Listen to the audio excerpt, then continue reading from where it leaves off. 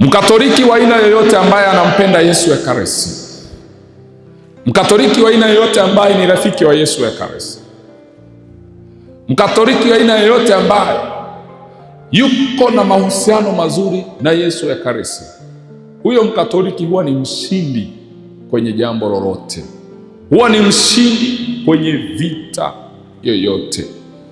Hakuna vita itatokea ikamshinda huyo Mkatoliki ambaye ni rafiki wa Yesu Ekaristi. Ukiona imetokea vita imekushinda, ujue ni Yesu Ekaristi ameruhusu, ameona hiyo vita haikuwa na maslahi ndani yake.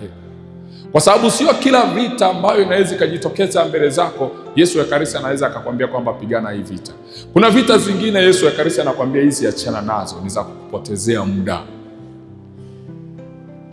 Kuna vita zingine ambazo zinaweza zikaja kwenye maisha yako, Yesu Ekaristi akakwambia hii vita nimeileta kwenye maisha yako ili kusudi ujue aina ya watu wanaokuzunguka ni watu wa aina gani. Kuna aina ya vita nyingine ambayo Yesu Ekaristi anaweza akaruhusu hiyo vita ikakuletea aibu, lakini ile aibu ambayo inakuwa ndani ya hiyo vita inakuwa imebeba ujumbe ndani yake, kwamba unaona, unapokuwa kwenye aibu, wanaokuwa upande wako ni watu wa aina hii, na ambao wanakugeuka ni watu wa aina hii, na ambao wanakusapoti ni watu wa aina hii.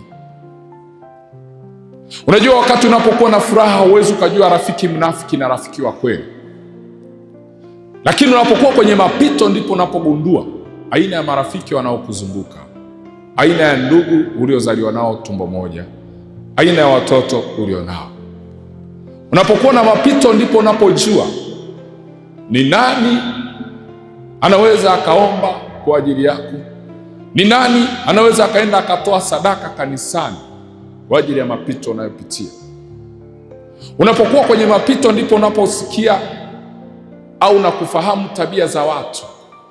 Ukiwa kwenye mapito ndipo utakaposikia watu wanavyokuzungumza vibaya. Wanasema tulijua tu atafika mbali, tulijua tu hatakuwa na chochote, tulijua tu ilikuwa ni nguvu za soda.